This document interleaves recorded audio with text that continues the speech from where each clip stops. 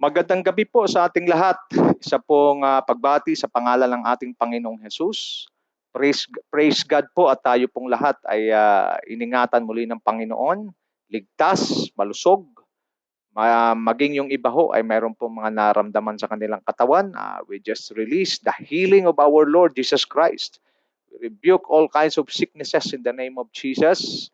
And we thank God because we are still alive. To be alive at this very moment is a miracle from God. Why? Because mayroon po tayong mga kakilala, mga kaibigan, maging yung mga celebrities ho, na makita natin, talagang nabiktima rin ho nitong virus natin kinakaharap sa ngayon. But again, di natin bibitawan ng katotohanan ng ating Panginoong Hesukristo ang siyang nakaupo pa rin sa trono.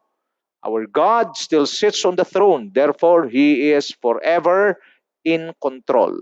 Before we continue our study, I would like to invite you in a word of prayer to join me so that the leading of the Holy Spirit, we ask for His leading so that we will be empowered tonight.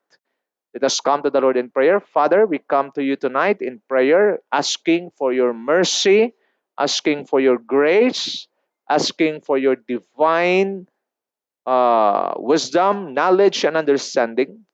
We ask you, Lord, Holy Spirit, to enlarge the capacity of our spirit as we receive fresh revelation tonight.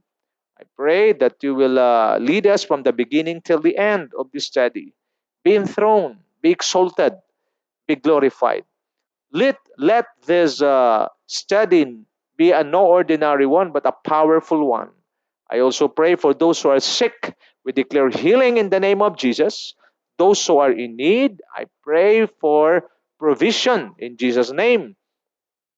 Those who are in fear right now, I pray that your faith will be established by the Holy Spirit, by the powerful Word of God. As you listen to God's Word tonight, I pray that the Lord, the Holy Spirit, God the Holy Spirit will just empower you and establish you tonight. God bless you all. And Lord, we thank you for this wonderful evening that we will be together studying and feasting at your Word. We give you praise and we give you honor. We also pray, Father God, for a strong, a good internet connection. And I pray and we rebuke all hindrances, the works of the enemy. We declare in the name of Jesus that there will be a clear reception in every area where your people is watching. And I pray, Father God, that tonight will be a night of breakthrough for all of us. We give you praise and we give you honor. Glory to your name, Lord Jesus Christ. Be glorified, Father God, and be enthroned, Holy Spirit. Thank you, Lord. This we pray in Jesus' name, and the blessed people of God declare, Amen and Amen. Muli, magandang gabi ho, lalo na sa mga kabubukas pa lamang ng kanilang Facebook, yung iba sa YouTube. Pagpalain tayong lahat ng Panginoon. So we are now in the continuation of our study entitled Biblical Principles that Empower and Establish Our Position Towards Destiny. Ano ho? So ang ating pong lesson ay hango ho sa karanasan ng prodigal son. So tayo po ay nasa number 6 principle, but before we continue, let us extract divine principles and to empower and establish our position towards victory. Number 1, keep yourself safe in the presence of your Father. The problem with the prodigal son, why he was able to, he suffered because of his being independent. Ayaw niya na mayroong magko-correct sa kanya. Talagang he decided to leave the side of his father. So dito makita natin na the only way for a son, a daughter, or a person, he should be under authority. So dito pinakita po sa atin that the only way for us to be safe or to keep ourselves safe in the presence of our Father, even in the context of the church, the safest place for every believer is to be strongly and accurately connected to their pastor, to their shepherd. Of course, we are in the presence of God, but the protocol of God is very clear that in the church, the covering, that what serves as your covering is none other than your pastor. Pangalawa ho, listen only to the voice of your father. It is very important because the prodigal son, siya po ay nasadlak sa kahirapan, siya ho ay nakaranas ng matinding consequences because he did not listen to the voice of his father. Rather, he listened to other voices. So binigyan na natin to ng emphasis that we should have someone amidst of many voices in the world, the voice of the world, the voice of the devil, the voice of the people, the voice of media, even the voice of yourself. Yourself also as a voice, you need to understand that the voice of God, you need to hear the voice of God. You need to hear the word of God. And the word of God or the voice of God can only be heard by a person through his spiritual father or covering. So napakahalaga ho niyan na amidst of all voices na iyong maririnig, mayroon kang kinikilalang boses na isa na mangingibabaw sa lahat na anumang boses ang maririnig mo, yung boses na yan na iyong pakikinggan at kinikilala ang siya mong susundin sa lahat ng mga recommendations. You know, in this world, marami ho ang mga magsasalita. Marami kang maririnig. Pero kung mayroon kang kinikilalang isang boses na kung saan pinagkakatiwalaan mo, yan ang magiging safety mo. Okay? So pangatlo, learn to honor your parents or spiritual parents in the Lord accurately. Why? Because it has a promise. It is not person, but it was God who promised. Ang sabi is, honor, children, obey your parents in the Lord, for this is right. Honor your father and mother, which is the first commandment with a promise, so that it may go well with you, so that you may enjoy long life on the earth. You know, mga kapatid, if you want to enjoy long life and prosperity on earth, honoring to your spiritual source, honoring to your spiritual, considered as spiritual parents is very important. That is why, napakahalaga ho, mayroon tayong kinikilalang spiritual father or spiritual authority above us. Kasi yan ho ang pattern ng Diyos. Bago si Kristo umakyat sa langit, kanya mo nag-iwan siya ng fivefold ministry. Yan po yung apostle, prophet, evangelist, pastors, and teachers. These are all men. These are all human beings. Naintindihan nyo? So, the Lord will shepherd you through a human shepherd. So, it's very important that you should learn how to honor the authority. Kasi sabing honor, respect, ano pa, you regard them with high regard. Okay, yung respeto mataas. And then, you are the one who adjust yourself to them. Ang problema sa marami, ang gusto nila ang mag-a-adjust yung pastor, hindi pwede mag-adjust yung nasa taas. Ang posisyon ho ng pastor at ng miyembro ay ganito. Ito yung pastor, ito ang Diyos, ito ang pastor, ito yung miyembro. Hindi pwede ang pastor ang mag-adjust sa miyembro. Kasi pag ganun ang mangyayari, tingnan niyo mabuti ang pastor, hindi ho siya servant of men. The pastor is a servant of God and a leader to the people. Intindihin niyo pa ang sasabihin. Pastor is a servant of God and a leader to the people. He is not a servant of the people. Because if that's the case na nangyayari talaga, di maiwasan nangyayari sa ibang mga grupo, ano nangyayari? When God demands and the people demands, most of the time ang napagbibigyan tao at ang hindi napagbibigyan Diyos. Bakit? Ang tao kasi nakikita.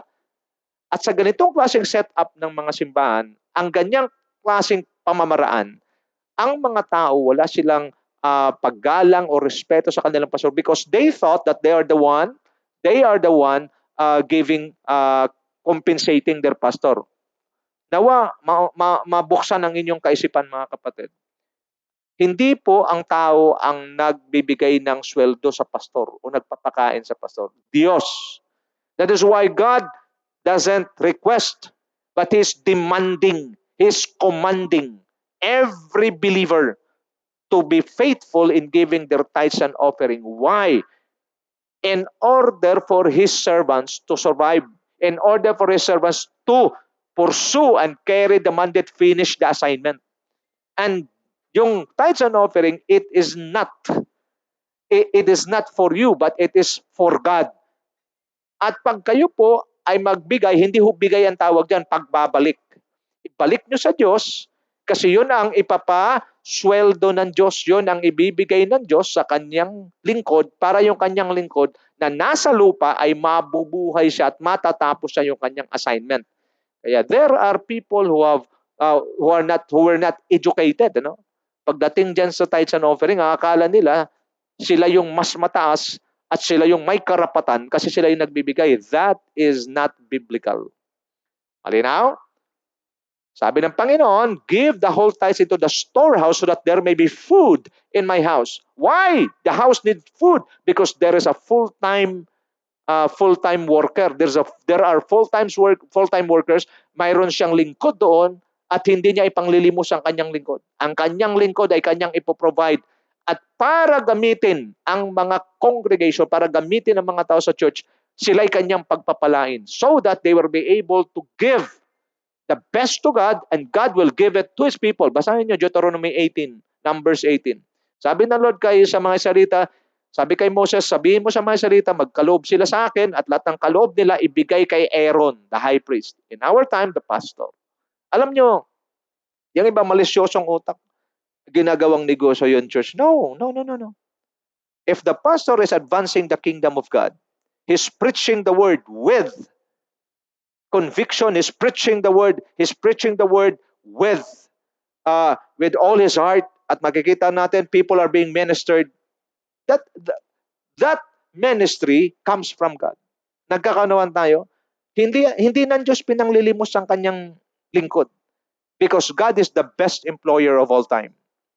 Malinaw, alam niya kung paano niya pagpalain ang kanyang mga lingkod. So, learn to honor them. If your pastor ministered to you and you are being blessed, ano sabi ng Galatians 6:6? Those who are being taught by the word should share all good things that they have to their teacher. Okay? Maganda yung sabihin natin, salamat po, pastor. Pero pag kayo naman ay binless, honoring is simply giving what you have out of what you get from the teaching or from the preaching of the word through your pastor. Malinaw?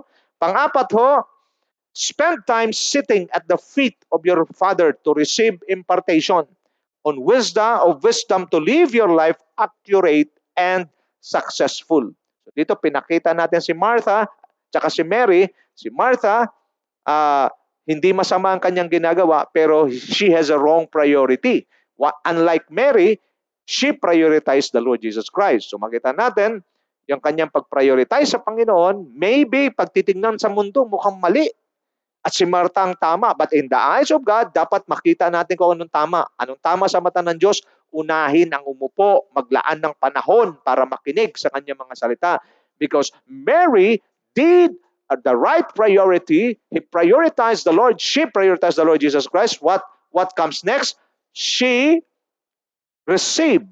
Makita natin, right priority leads you to the right choice. Tama ang kanyang pinili. Ang Panginoon mismo nagsabi, Martha, Martha, masyado kang abala. Isa lang ang mahalaga. At yun ang pinili ni Maria. At anong nangyari?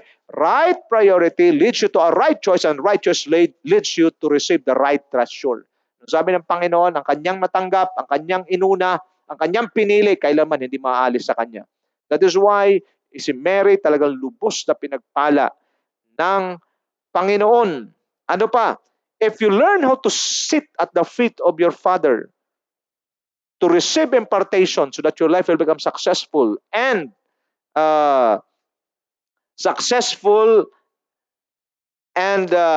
accurate, ano mangyayari? You will be the blessing of spending time and connecting and submitting ourselves to our spiritual covering is succession of legacy. So pinakita natin, si Joshua was an aide of Moses. He never allowed himself to be contaminated with the issues.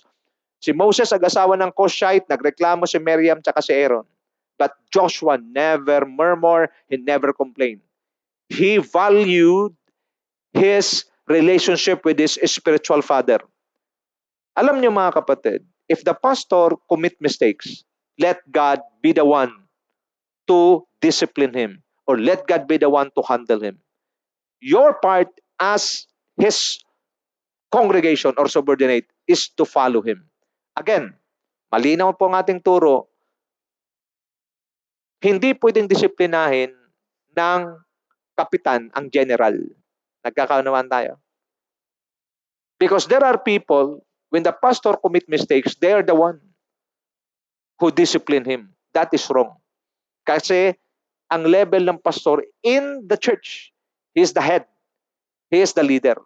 Kung mayroon mang magdisiplin sa kanya at mag-deal sa kanya, walang iba kundi ang Diyos sa pamamagitan ng kanyang mentor din. Kaya nga mga pastor, dapat tayo rin ay mayroong mga mentor. Meron tayo dapat mentor, spiritual father. Malinaw, hindi mga, isa lang. Okay, mentor at spiritual father para mayroon din magkasalita sa atin at mayroong magsasalita at mayroong magtutuwid kung mayroon tayong maling ginagawa. Malinaw? But for the congregation, all you need to do is to obey. Now, sasabihin nyo sa akin, Pastor, paano pag umabuso yung pastor? Kung nakita nila ngayon na kami masunurin na, sumusunod, yan sa pag-iikot ko sa iba't ibang lugar sa ating bansa. Yan ang madalas tanong, paano pag umabuso ang pastor? Makinig kayo sa akin. Listen to me carefully. The church is the bride of Christ. Malinaw? The church is the bride of Christ. Siya yung babaeng ikakasal. Kanino? Kay Kristo. Sa palagay nyo, papayag ang Panginoong Jesus, papayag ang Diyos na sirain, salaulain ang kanyang bride ng isang pastor na abusado? Kayo na mag-isip. Of course, hindi. That is why, mahalaga yung ganitong pangangaral na maunawaan ng bawat isa. If the pastor is being inaccurate in his ways, let God handle him. Let God be the one to take care of him. It's not you. Kaya maiiwasan sa ganitong pangangaral, maiiwasan yung pagkatisod. Kasi karamihan sa mga tao, mabilis pumuna sa mga pastor nila, pero hindi nakikita yung kanilang sarili na mas malala. Nagkaunawan tayo. Yung mga mas malala, yun ang mabilis mamuna. Ngayon, pinaabot sa atin ng Diyos yung tamang sistema. If your pastor commit mistakes, let God handle him through his mentor. Malinaw. Kami, pastor, paano? Tuloy lang ang pagsunod ninyo. As long na yung kanyang ginagawa, nagpatuloy sa paglilingkod sa Diyos. Malinaw. Malinaw. So dito makikita natin, maiiwasan yung tisod-tisod na yan. Maiiwasan yung mga contamination sa utak natin. Because we know, alam nyo, ang dapat lang intindihin ng bawat isa. The role of the pastor is to lead.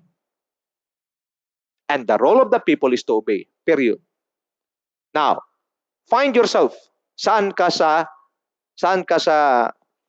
excuse me. Saan ka sa dalawa? Are you the pastor? Then lead for God. Lead your people accurately for the glory of God. Now, saan ka sa dalawa sa church? You're not the pastor? Then obey wholeheartedly. Okay? Pinakita ko sa inyo, if the pastor will abuse, lagi niyang tandaan, hindi ng Diyos ipagkakatiwala ang kanyang church, ang kanyang bride sa abusadong pastor. At kung ang pastor hindi titigil sa pag-abuso, katulad kay Haring Saul, pinatay ng Diyos si Haring Saul. O, fair na? Malinaw? So ano kailangan mong gawin? Submit. Spend time sitting at the feet of your pastor, of your spiritual father, to receive impartation of wisdom in order for you to live your life successfully and accurately. Now, anong kasunod? Pag ikaw ay patuloy na nagsasubmit, patuloy kang sumusunod, ang iyong reward is succession of legacy. Now, punta tayo sa number 5.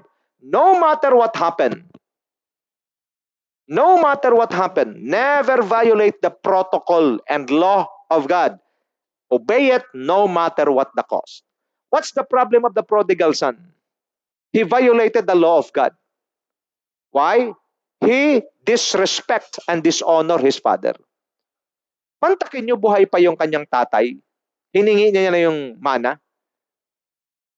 Lahat tayo nakakaintindi. Ang mana binibigay lang pagpatay na yung magulang mo. Before the very face of his father, hiningi niya, tayakin na yung mana ko. Ano lang ibig sabihin? He's sending a clear message. Mamatay ka na kasi para makuha. You can just imagine. Kaya lang sinasabi ko noong nakaraan, kung sa atin siguro gawin ngayon yan, baka may tama. Baka mukhang mawala ka sa pagkakristyano mo kung yun ang gagawin ng anak mo eh. What's the point? My point here is this prodigal son Ang lesson na makukuha natin, no matter what happened, never violate the protocol and law of God. Obey it no matter what the cost. Mga kapatid, ang hamon sa atin ngayong gabi, kung anong nakasulat sa salita ng Diyos at kung anong pinapaabot ng Diyos sa atin. No questions, just obey it. Hear and obey. Period. Wala nang but. Period. At dito maraming mananampalataya na disqualify. Why? Because most believers, they ask for justification. Justify it. Before I obey, justify it. Alam niyo ba why Abraham called the father of faith? Because when God told him, commanded him, leave your relatives, leave your country and go there. Yan yung imagine, Tagalogin ko Iwanan mo ang iyong mga kamag-anak at iwanan mo ang iyong lugar at pumunta ka doon. Abraham never questioned God. What he did, he packed up his things, took Sarah with him and his servants and then go. But he never asked God, where? Because God only told him there. You know, this is a very strong challenge for every believer. To obey God, to go to your there. T-H-E-R-E. Kung ikaw siguro, di ba, pag inutusan kita bilang pastor mo, punta ka doon. Ang sunod mong tanong sa akin, saan? Saan, pastor? Pakiklaro. But Abraham never asked God. That kind of obedience, explicit obedience. He trusts God na sa pagdating niya doon, sa tinatawag ng Panginoon na doon, he knew that God will be with him. Why? Because he trusts the Lord, the faithfulness of God. That wherever God leads him, he will be with him and he is safe. Ito marami sa mga mananampalataya. Hindi ito kayang gawin. When his pastor or her pastor told him something, kailangan niya ng paliwanag. Alam nyo, you can just imagine kung sinabi ng Diyos, sinabi ni Abraham sa Panginoon, iiwanan ko yung aking pamilya? Iiwanan ko tong gandang buhay ko rito? Saan ako papupuntahin, Panginoon? Doon? Saan doon? Sige, sabihin mo sa akin. Because if God will tell Abraham kung ano yung kanyang pupuntahan, baka atras na si Abraham. Ang tawag diyan, step of faith. That is why Abraham really was called in the Bible as the father of faith. Malinaw? Malinaw, mga kapatid. Baka ngayong gabi nakikinig ka sa akin, yan ang challenge ng Diyos sa iyo. Ayaw mo mag-step out of faith. Marami sa atin, hindi nakakarating sa destiny. Bakit ayaw mag-step out in faith? The moment God tells you something, kailangan mong lumabas sa comfort zone mo. Napaka-komportable ni Abraham sa kanyang lugar. Okay? Napaka-komportable, nandun ang kanyang mga kamag-anak. Alam naman natin, pag ang lugar natin kinalalagyan, nandun mga kamag-anak natin, in case of emergency, meron kang mga tawagan. But this time, the Lord want him to leave everything and just go to a place called there. Kaya mo ba yan ngayon, kapatid? Alam nyo, itong pandemic na to, talagang the Lord is working very, very hard. The Holy Spirit is working with our intimacy with Him. Pag sinasabing intimacy with the Holy Spirit, you are feeling the beat of His heart. You are sharpening your ears to His voice. You are hungry and thirsty for His word. You are hungry and thirsty for His presence. Ito yung dapat ginagawa ngayon. Kaya yung iba, ang hirap-hirap. Pag mayroong sinasabi ang Diyos, mayroong mga mensaheng maririnig, ang daming tanong. Alam mo, sa katatanong ng marami, hindi na makaalis-alis at hindi na makapunta sa destiny. Pag may narinig sa Diyos katulad kay Abraham, impake ka agad, diretso. As long that the word that you're receiving is validated by the word of God and it comes from the spiritual father or source that God had provided for you. Pero kung yung mga narinig mo, mga guni-guni mo lang, ipavalidate mo sa pastor mo kasi ibabalidate din ng pastor sa salita ng Diyos. Malinaw? Maybe God is telling someone who is listening to me right now, tagal-tagal mo na dyan nagtatago ka dyan sa comfort zone mo. Ang tagal-tagal ka nang kinakausap ng Diyos, lumabas ka na, humakbang ka sa pananampalataya. Pero ang iba, nananatili pa sa comfort zone. Alam nyo, sa mga taong nananatili sa comfort zone na inutusan ng Diyos na humakbang na sa pananampalataya, You are just delaying. Okay, you are the one who caused delay to your breakthrough. You are the one who caused delay. Pag hindi ka tumigil diyan, mapag-iwanan ka. Tingnan niyo ako mabuti. Look at me straight in the eye. The moment God wants you to do something, together with that command is the grace for you to fulfill what God wants you to do so that you will become what God wants you to be. But the moment na ayaw mo humakbang ka, hindi ka katulad kay Abraham na impronto, hakbang agad. So ano mangyayari? Maiiwan ka. And the moment na mag-decide ka ng humakbang, wala na yung grace. That is why it will be very difficult for you to break through. Halina na. So kung kayo yung kinakausap ng Diyos ngayon, hakbang na sa pananampalataya kasi kasama sa iyong paghakbang sa pananampalataya ang biyaya ng Diyos na magbibigay sa iyo ng lakas para magawa mo ang pinapagawa ng Diyos sa iyo. Now, punta tayo sa number 6. Kuya, nasa number 6 ba tayo? Principles number 6. Always strive to grow in your spiritual stature, to secure your spiritual maturity and inheritance. Don't you know mga kapatid, tayo mga mananampalataya, mayroon tayong inheritance. We have a double inheritance. Dual. One in heaven, kept for us in heaven. Nakatago na sa langit. Gusto niyo bigyan kayo ng scripture? 1 Peter chapter 1. Basahin niyo from 1 to 7. Nandyan yan, nakatago na. Our inheritance is kept for us by God in heaven. Now, bigyan ko kayo ng analysis. On earth, Pastor, mayroon ba tayong inheritance? Yes. A big yes. Why? Remember the Israelites? Mayroong pangako ang Diyos sa kanila. Tawag doon, promised land. Okay? Binigyan sila ng Diyos ng promised land. That is why when they were in Egypt, sila ho ay naroon sa Ehipto nung pinarusahan ng Diyos ang mga Egyptians, nilagay sila ng Diyos sa isang lugar na tawag Goshen. In Goshen, they were totally protected and provided by God. Malinaw? In-explain sa atin ni Pastor Wilbert, ang Goshen is not our final destiny. Goshen is just a transitory place for His people because the final destiny of God's people is Zion. Malinaw? But while they were in Goshen, because they are a covenanted people of God, we are covenanted people of God, I strongly believe in the midst of this pandemic, tayo po ay nasa Goshen, protected, provided ng Diyos. Why? Because we are His people. We are the sheep of His pasture. Alinaw. If you are a born-again believer, you are a Christian, believe and receive this revelation. The Lord, wherever you are, whatever you do, at anuman yung lugar na kinalalagyan mo, that serves as your Goshen. Malinaw. But do not remain there. The problem with the Israelites, nung nasa Goshen sila, natuwa sila, na-bless sila doon, ayaw nang umalis. That is why God raised up a king knowing without any knowledge about Joseph. Sino na nag-raise up? Bakit?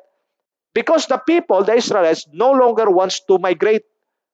Ayaw nang umalis papunta doon sa Zion o papunta sa Promised Land, sa Canaan. Ano nangyari? Tingnan niyo ako mabuti.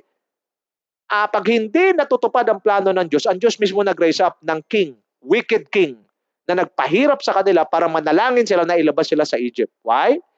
Because the moment na ayaw mo nang umalis, at ikaw ngayon ay nasa iyong comfort zone, at alam mo na hindi yan ang pinapapuntahan sa iyo ng Diyos, the Lord will raise up a king or raise up someone to persecute you in order for you to move forward. Now, God sent me to you tonight. While wait for persecution, if you can stand on your feet and then move forward towards your destiny. Now, pakita ko sa inyo, ang pangako ng Diyos yung Canaan, the land of Canaan. Alam niyo ba? Sabi ng Panginoon, it is a land flowing with milk and honey. The best place.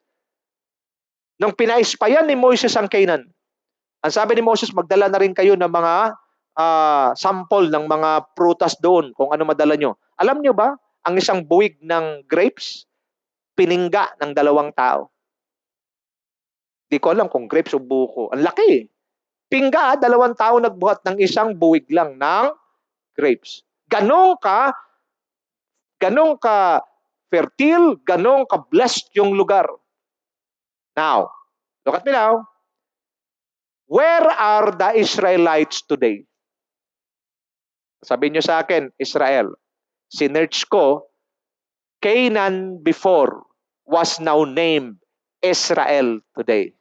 Where are the Israelites? They are now living in the land called Israel, which was Canaan before. Question, is God faithful? Yes. Dinala sila sa kanilang promised land. Ngayon, tayo, pastor, hindi naman tayo Israelite, Pilipino tayo. By race, we are Filipinos. But in the spirit, we are spiritual Israelites because we believe in the Lord Jesus Christ. And our faith in the Lord Jesus Christ qualifies us to be part of Abraham's descendants. Therefore, if our brothers and sisters, Israelites, they have their own promised land, I strongly believe you and me have also our promised land. What we need to do is to get out from our comfort zone and begin to move forward, be hungry and thirsty for God's presence, for His Word, and continue to embrace His revelations, no matter what the cost. Pay the cost. Do not violate. Malinaw. Malinaw? Kung sila may promised land, tayo rin merong promised land. Saan, pastor? Malalaman mo yan pag ikaw ay patuloy na nagmamature. Malinaw na. That is why strive to grow in your maturity, spiritual stature, to secure your spiritual maturity and inheritance. Anything that you do that will not help you become mature or increase your stature, stop it. Cut it off. Malinaw. Yung problema sa atin, kahit alam natin na hindi naman makakatulong sa paglago nating spiritual, ginagawa pa rin natin. I'm not saying na you're out of this world. Ang sinasabi ko lang, kasi mayroon tayong mga ginagawang napapasobra, na alam natin kinakain na yung oras natin para sa paglago natin at pag-aaral ang salita ng Diyos. That's wrong. First, as James 4:17, sa sino mo nakakalam na kanyang gagawin ay tama, tapos hindi niya ginawa, siya nagkakasala. At alam naman natin, every time na tayo, kahit ang mga maasang mananampalataya, pag nagkasala, nanghihina. Napapahina ka eh. Sabihin natin, mag-repent naman ako pa. So tama, mag-repent ka, patatawarin ka ng Diyos. Yes, matuwid ka na naman sa harapan ng Panginoon. But the question is, the consequence. Isa sa konsekwenso ng kasalanan ay ikaw ay kanyang bibitagin. Magkakaroon siya ng stronghold sa iyo. Yan ang problema. That is why yung iba, repent, repeat. Repent, repeat. Ganun lang ang ginagawa. And the moment na ganun ang sitwasyon mo, without your knowledge, you're now having a stronghold. Kaya pag dumarating yung kahinaan na yon, hindi mo na naman matatanggihan, magkakasala ka, mag-repent ka na naman, and then may consequence na naman. I think that is a wrong practice. Malinaw? So let's have the scripture. Always strive to grow in your spiritual stature to secure your spiritual maturity and inheritance. Tingnan natin, bakit kailangan mag-mature? Galatians 4:1 and 2. What I am saying is that as long as an heir is underage or a child, he is no different from a slave. See? Although he owns the whole state, the heir is subject to guardians and trustees until the time set by his father. Nakita niyo na? Ang sabi niya, sabi ni Pablo, as long as an heir, ang tagapagmana, hanggat ang tagapagmana ay bata, immature, wala siyang pinagkaiba sa slave. Kahit na siyang may-ari ng lahat ng mga bagay. Naintindihan niyo na? Maraming mga mananampalataya, because of immaturity, they look like they are no different with the unbelievers. Kaya nga ang hirap-hirap ng ma-determine ngayon ng mga tao eh. Christian ka pala. Minsan natatanong sila ng ganyan. Alam niyo bakit? Because of immaturity. The manifestation of God's goodness, the manifestations of God's righteousness, the manifestation of what God had done in the life of a person, 2 Corinthians 5:17 is not evident. Why? Because of immaturity. Kaya sabi ni Pablo, as long as an heir is an underage, he is no different from a slave. A slave has no place in the house. Malinaw? Papatunayan ko sa inyo, gawin natin literal. Pag ikaw ay nangangamuhan, sa isang bahay.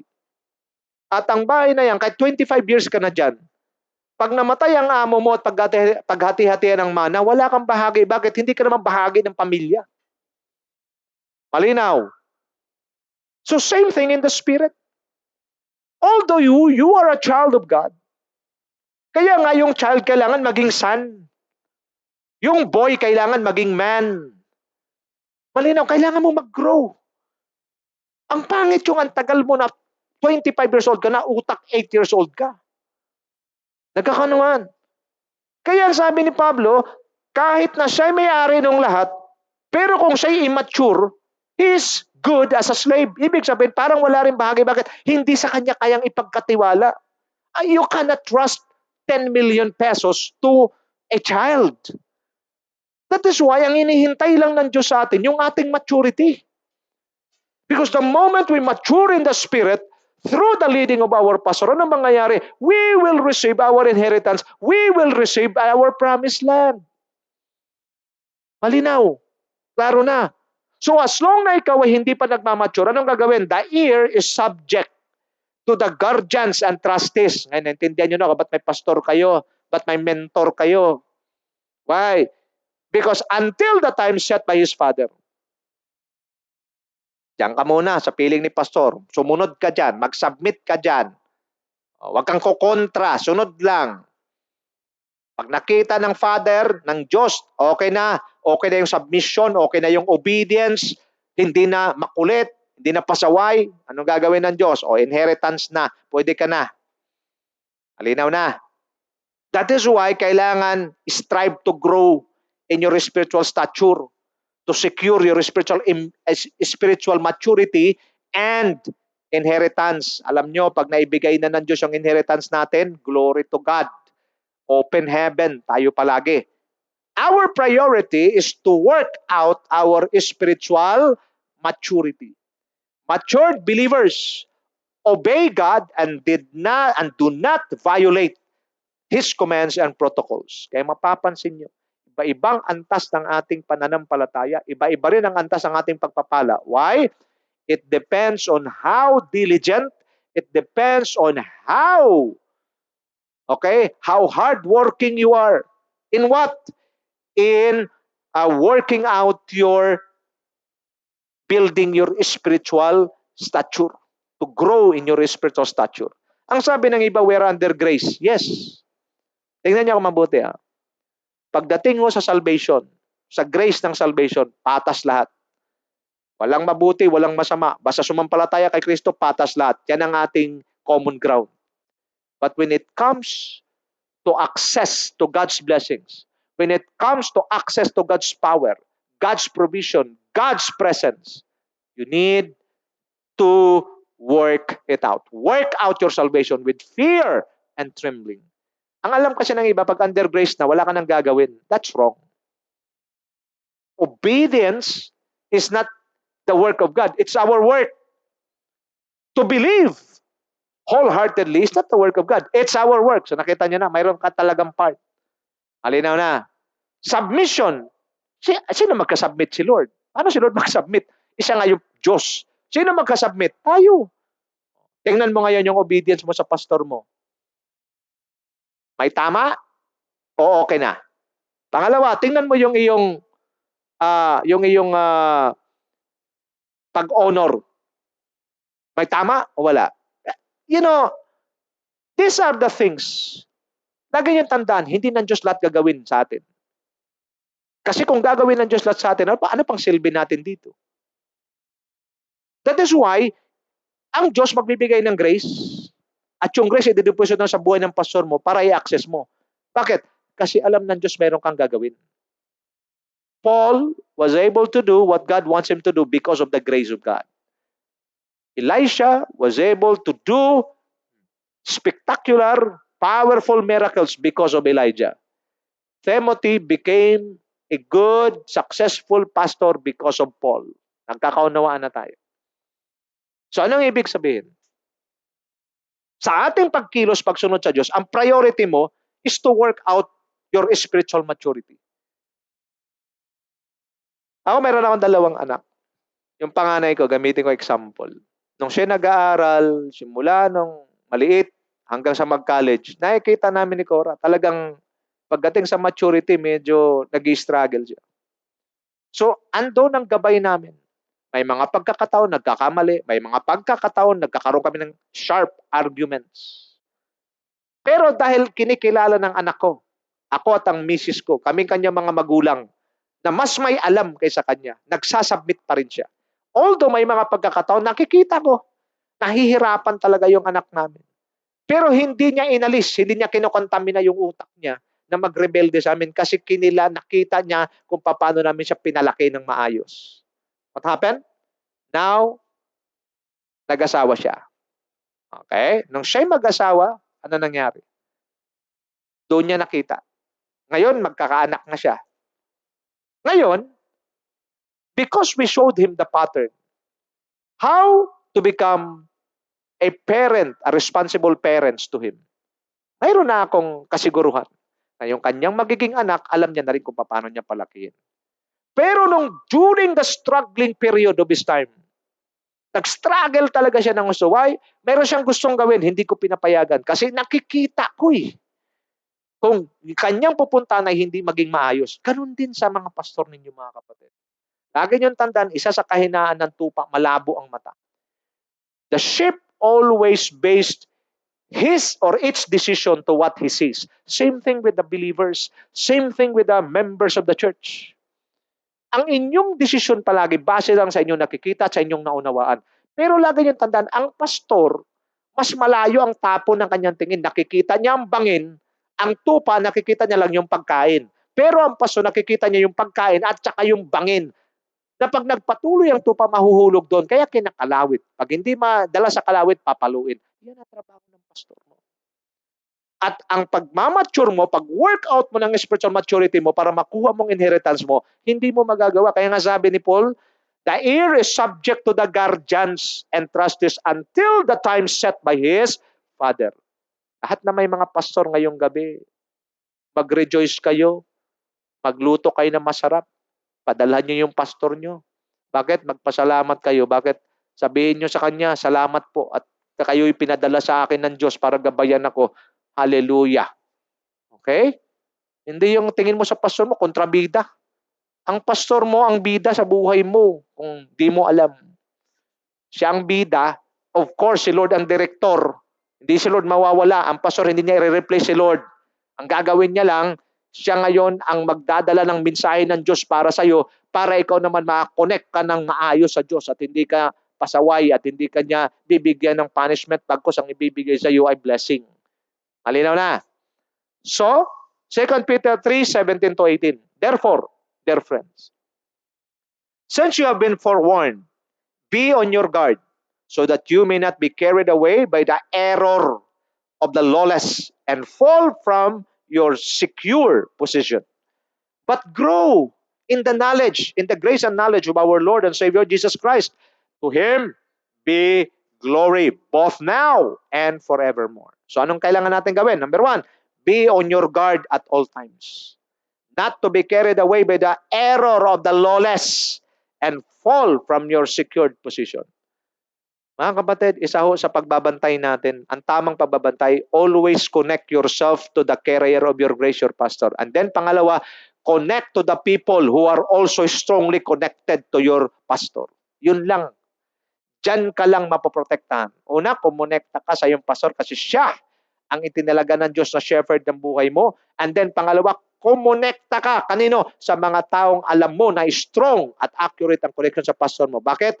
Kasi kung ikaw ay hindi mo pa alam ang gagawin mo, kung ikaw ay nakakonekta sa mga taong konektado rin sa pastor mo, strongly and accurately, ano mangyayari? Mahahawaan kanila at ang mangyayari, pati ikaw ay magiging strong and accurate sa connection mo sa pastor mo. Sino pastor ang hindi ko sasamahan? Yung mga rebelde. Yung mga walang pakialam sa pastor. Yung mga walang pakialam sa mandate ng church, sa vision ng church. Mag-church lang na mag-church, wala namang nagagawa. Malinaw. Malinaw. Kanino ka mag-connect para ikaw ay palaging protektado? Una, sa shepherd mo, sa spiritual father mo. Pangalawa, sa membro sa church pastor, kanino ka magko-connect? Doon sa mga taong strong and accurate ang connection sa Diyos. Doon ka lang mag-connect. Safe ka, kapatid. Pangalawa, always grow in the grace and knowledge of our Lord and Savior Jesus Christ. How? By listening intently, by listening, by having the right attitude of listening. How? Receiving the word of God from the mouth of your pastor as God's word, not as a human word. And that word na nireceive mo, believing that it is God's word for you, it will work powerfully in your life. Doon papasok ang transformation. Malinaw? So, if we continue to grow in our spiritual stature, we shall enjoy God's favor and blessings. Okay? Pag ikaw daw ay palaging nag-grow sa iyong spiritual stature, mai-enjoy mo ang pabor ng Diyos at ang blessing ng Diyos. Samahan niyo ako sa Psalms chapter 1 verses 1 to 6. Psalms chapter 1 verses 1 to 6. Let me read this to you. Blessed is the one who does not walk in step with the wicked, or stand in the way that sinners take, or sit in the company of mockers, but whose delight is in the law of the Lord, and who meditates on it, on his law, day and night.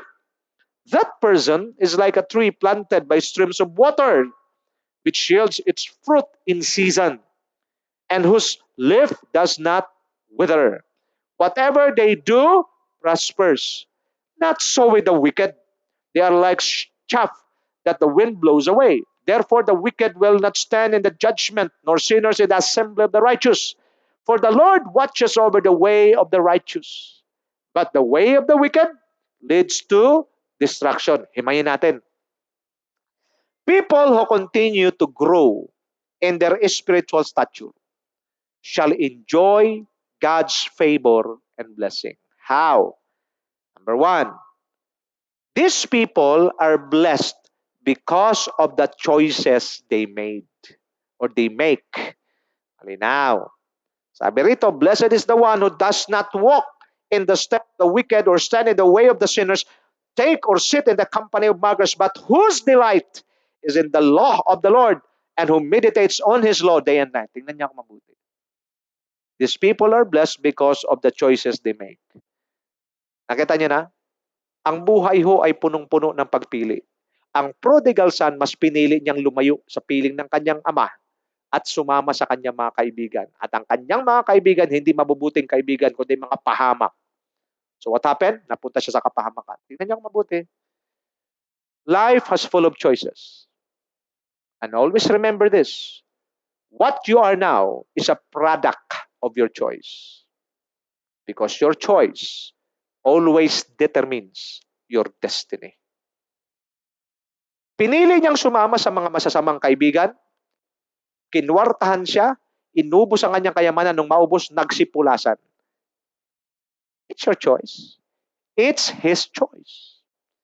That is why tonight, if you really want God to bless you, if you want to enjoy the blessings and the favor of the Lord, always make the right choice. Dito sa binasa natin sa Psalms chapter 1 verses 1 and 2. Blessed is the man who does not walk in step with the wicked, or stand in the way that sinners take, or sit in the company of mockers. Ikaw ang nakakaalam kung sinong tamang taong sasamahan mo. Now, dadalhin ko pa. Ima-micro ngayon. Sa macro, yung mundo, alam na natin. Micro sa church. Hindi lahat ng sa church good influence sa'yo. Masakit mang sabihin. Pero hindi lahat good influence. There are people who are still immature in the church, na kung saan yun ang mga sinasamahan ng iba. Kaya pag yun ang sasamahan mo, na mangyayari, makukontaminate ka. Kaya sabi ko kanina, kung gusto mong maprotektahan ka, una, kumonekta ka strongly and accurately sa pastor mo. And then pangalawa, kumonekta ka strongly and accurately sa mga tao na alam mong strongly and accurately connected din sa pastor mo. Alala niyo yung kwento palagi? Nagtanong ang isang tao, Pastor, anong masasabi mo sa akin? Simple lang ang sagot ng pastor. Tell me who your friends are and I will tell you who you are.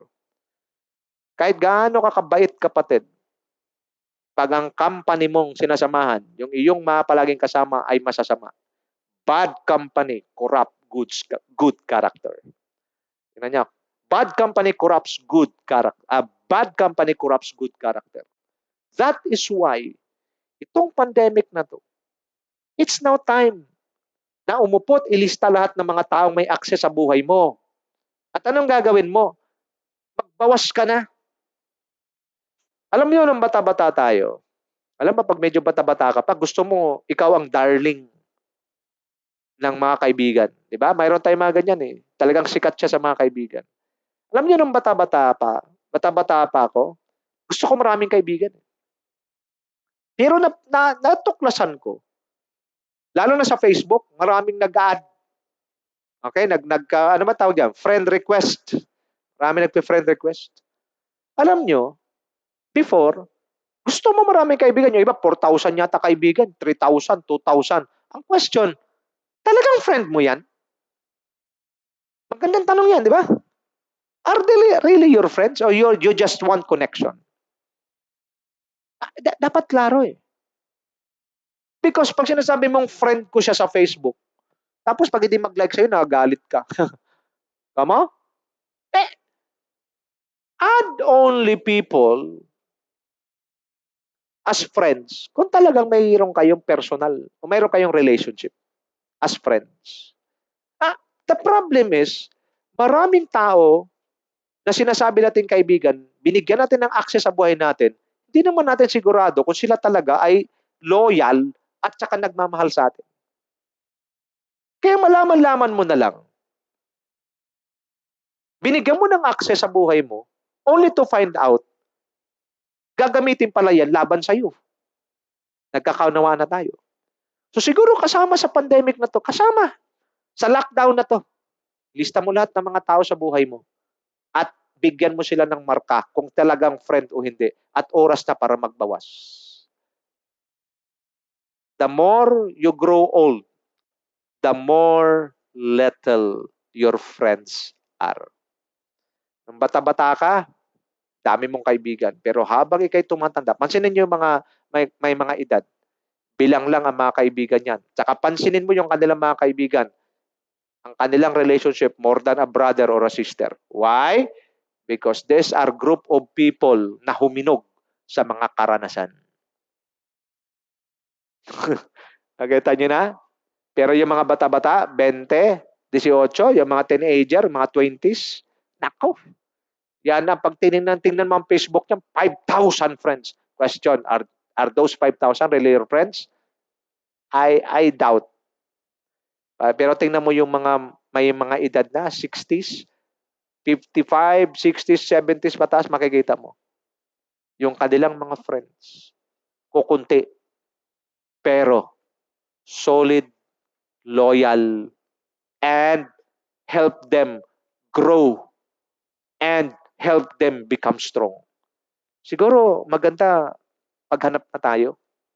Kayong mga kabataan pa lang nakikinig sa akin ngayon, gawin nyo nang narinig nyo ngayong pangangaral ng salita ng Diyos, magiging masaya ang buhay mo at mahaba-haba pa. Napakapalad nyo nga eh. Kasi narinig nyo itong pangangaral na to, mga bata pa kayo. Marunong na kayong mag-trim down kung sino yung bibigyan mo ng access sa buhay mo, sino yung pang birthday lang, sino yung mga pang basketball lang. Mayroong mga tao sumasama lang siya sa basketball at birthday, pero mayroong mga tao talaga na sasama sa iyo sa hirap at ginhawa. Yun ang i-treasure mo. Malinaw. So your choice determines your destiny. And we cannot avoid this. Life is full of choices. Always remember, what you are now is a product of your choice. You choose to serve God, no wonder you are on fire for God. You choose to be with your friends rather than to be with the people of God. Look at your life now. You mess up. Your choice, what you are now is a product of your choice because your choice always determines your destiny. Dito sa Psalms chapter 1, pinakita, mas pinili ng salmista na whose delight is in the law of the Lord, the word of God, and who meditates on His law day and night. Ito ang kailangan. Kung nakinig kayo sa akin teaching ng ABG sa Hebrews 1 verse 1, Before, God spoke to our ancestors through the prophet in various ways. But in the last days, God speaks to us through His Son. Who is the Son of God? The Lord Jesus Christ. Who is the Lord Jesus Christ? He is the Word of God. Kung gusto mong marinig at malaman ang ginagawa ng Diyos sa huling araw, ibabad mo, piliin mo na ibabad ang sarili mo sa salita ng Diyos. And that is the way how you grow your stature in the Spirit. Explain ko sa inyo mamaya ang kalibre ng taong mayroong stature sa harapan ng Diyos. Pangalawa, people who continue to grow in their spiritual stature shall enjoy God's favor and blessings. How? These people are blessed because they are, okay, these people are blessed because they are planted by the Lord. Hallelujah. Una, because they make the right choice. Anong mangyayari? They delighted themselves in the law of the Lord, meditating it day and night. Anong kasunod? Sila'y itatanim ng Diyos. Tingnan niyo ako mabuti, ha? Look at me now. When God created Adam and Eve, before He created them, He had already prepared a place for them to dwell. Anong tawag diyan? Garden of Eden. In the Garden of Eden, everything that Adam and Eve needs to live were provided already. After God formed them and breathed into their nostrils the breath of life, it was God who took them and placed them in the garden. Tingnan niya kung mabuti. Why are people who always strive to grow their stature receive the blessings and favor of God? Because these are the people planted by the Lord. Ibig sabihin, Diyos ang magdadala sa'yo. Saan? Sa tamang lugar. He will be the one to take you to the right place. And in the right place, blessings are within reach. Abot kamay ni Adan tsaka ni Eva ang lahat ng pagpapala. Bakit? Sila'y nasa tamang lugar. Ano yung tamang lugar? Diyos ang nag-prepare at Diyos ang magdadala sa iyo papunta roon. Tanong, sa iyo bang kinalalagyan ngayon, kapatid? Sa iyong kasalukuyang kalalagayan, are blessings within your reach? Or blessings are far away? Isa lang ibig sabihin yan. Pag malayo ang pagpapala sa iyo, isa lang ibig sabihin, wala ka sa tamang lugar. Or, Pastor, sa bahay lang naman ako, naka-lockdown nga eh. Ibig sabihin, wala ka sa tamang kalalagayan sa harapan ng Diyos. Malinaw na. Because God took them and placed them in the garden. In the Garden of Eden, all their needs is within reach. Malinaw. Alam nyo, kahit sa gitna ng pandemic na to, pag ikaw ay nasa tamang relasyon sa Diyos, nasa tamang koneksyon sa iyong pastor, ang biyaya ay hindi mo problema. Because the moment you are doing what God wants you to do and you are doing what God is doing in this season and you are partaking the grace in the life of your pastor given to him by God, provision is not a problem. I can prove to you at marami ako nakikita mga kapatid, mga mananampalataya na talagang pinagpapala ng Diyos. Question. These people are blessed because they are planted by God.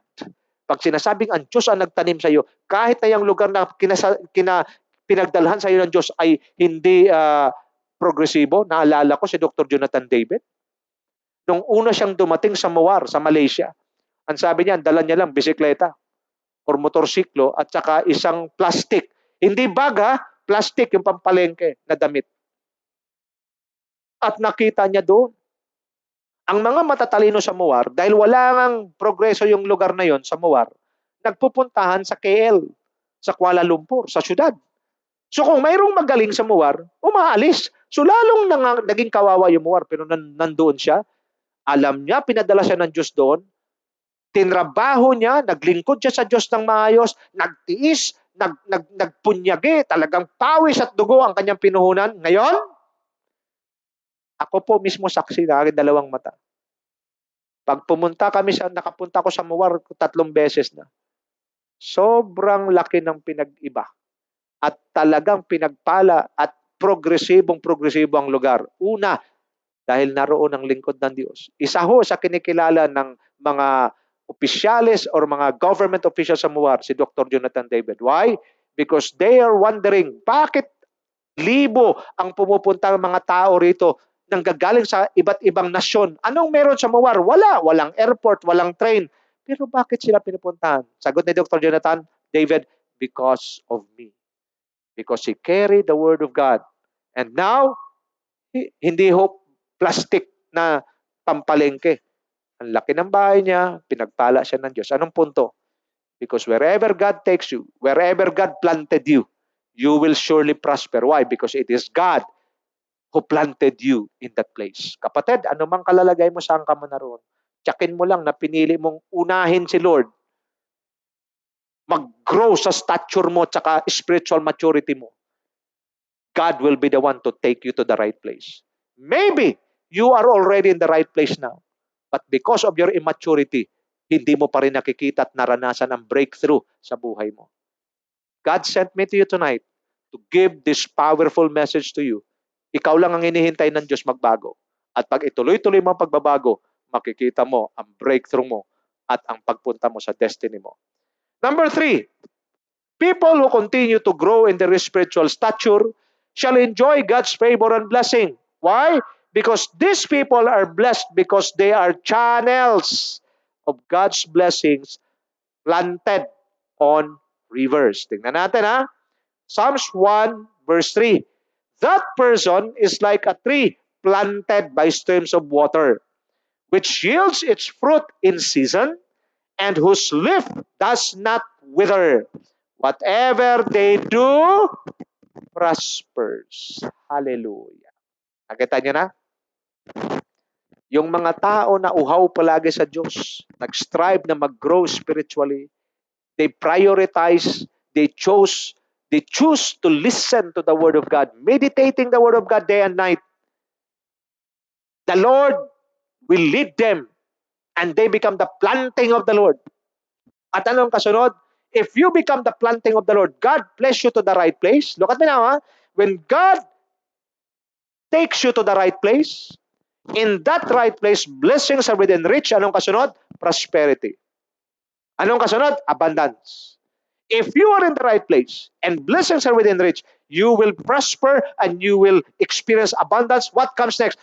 Kaya ka ng Diyos pinayaman, kaya ka ng Diyos binless, pinrasper ka, at pinaranas ka ng abundance for you to become a channel of blessings.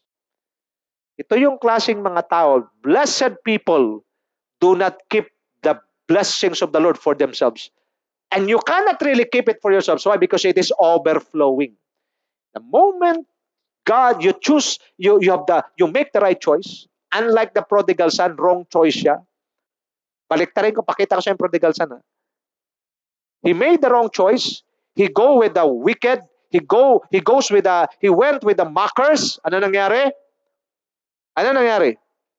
Dahil mali ang kanyang pinili, babuyan ang kanyang kinasadlakan. The psalmist in Psalms chapter 1 made the right choice. He delighted himself in the Word of God and choose to meditate it day and night. Alam niyo mga kapatid, pag ang iyong meditation sa salita ng Diyos araw at gabi, para kang manok o karne na minarinate. Once you marinated with the Word of God, papasok sa spirito mo mismong salita ng Diyos. Kaya yung manok marinated overnight, tako, pag yan ay pinrito mo, malasa na sa labas, malasa pa sa loob. Bakit? Nanunuot yung mga ingredients. Ganon din, manunuot ang salita ng Diyos sa buhay mo, manunuot sa espiritu mo, na pag mayroong challenge na darating, the Word of God, hindi talaga umatras sa salita ng Diyos. Langit at lupa'y maparam nga eh. Salita ng Diyos, mananatili magpakailanman. Kaya pag ang taong puspos ng salita ng Diyos, pinili na lumago sa salita ng Diyos, ibangga mo na yan. Ang babangga sa kanya, giba. Why? Because the Word of God is powerful. Heaven and earth will pass away, but the Word of God never pass away. Ang babangga, giba. Hallelujah. Maganda yan. Sulat ka sa Facebook. Ano ba yung nagsusulat nyo eh? Maganda yung sulat sa Facebook. Ang taong babad sa salita ng Diyos, matatag, matibay, ang babangga, giba. Pangalawa, these people are blessed because they're planted by the Lord. Because pag nakita ng Diyos, puspos ka na ng kanyang mga salita. At pag nakita ng Diyos, you are growing in your stature. By the way, who is a man of stature? A man of stature is a man respected in heaven. Remember Abraham? Ano sabi ng Lord? Can I hide from my servant Abraham? Even the secrets of God, He will reveal it to a man of stature. Planted by the Lord. Because you are now a man of stature, you're growing, maturing in your faith, God will be the one to take you to a place. What kind of place? A right place. Where you can break through. In the right place, blessings are within reach. Kaya si Adan tsaka si Eva, walang ka-problema sa lahat ng pangailangan, pinrovide na ng Diyos. Sa tamang lugar na pagdadalhan sa'yo ng Diyos, naroon ang access sa kanyang provision, sa kanyang protection, sa kanyang presensya, maging sa kanyang kapangyarihan, sa kanyang power. Ano lang ibig sabihin? Under. That place will be a place under an open heaven. But, hindi mangyayari yun kung hindi mo muna pipiliin na i-marinate, i-immerse ang iyong sarili sa salita ng Diyos. Pangatlo, because you are blessed, in the right place, what comes next? You will become a channel of blessings. Bakit ka maging channel of blessings? Because you're a person. That person is like a tree planted in streams of waters. Nakatanim sa tabing batisan. Hindi natutuyo. Ang buhay ng isang pinagpala ng Diyos, hindi tuyo. Palagi siyang fresh. Alam niyo, ito yung mga mensahe na kailangan sa pandemic na ito. Sad to say, even believers are also cramming, pressured, iba depressed. This is not what God wants for His people.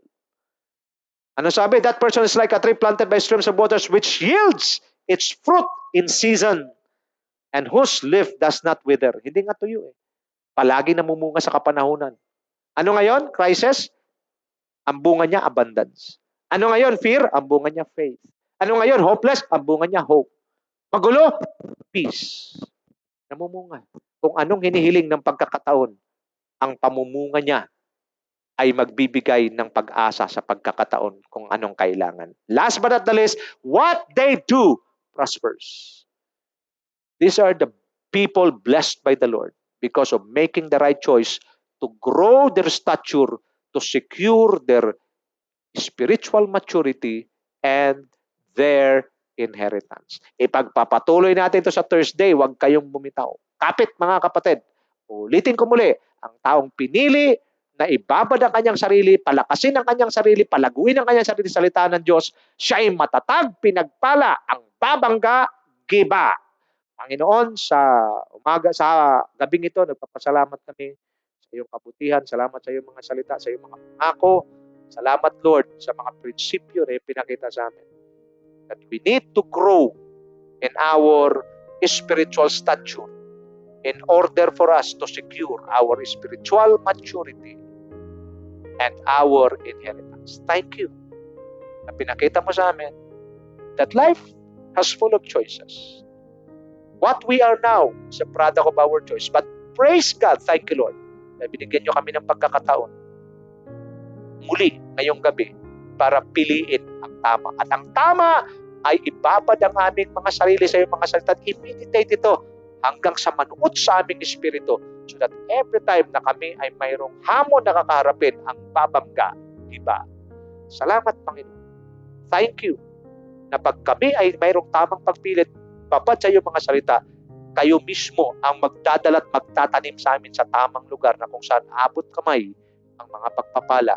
At kami ay lalagot iyong pagpapalain at kami ay magiging abundant and prosperous in order for us to become a channel of blessings to others. Lord, people who are channels of blessings, they are the answers to the prayers of those who are in need. We want to be the answers to their prayer. Thank you, Father. Thank you, Lord, for your message tonight. Lift up your hands, mga kapatid. I bless you in the name of the Lord Jesus Christ. May the Lord bless you and makes His face to shine upon you and give you peace. Shalom. The peace of God, not the peace of the world. The peace of God be upon you. I pray that your table will never run out of food. And I pray for God's covering to be upon us. Psalms 91 is our portion. And whatever the works of your hands, the Lord prosper. The Lord be prosperous. Be abundant. Make the right choice. And be a channel of blessings for God. For the glory of God. This is my prayer in the almighty name of Jesus, and the blessed people of God declare, Amen and Amen.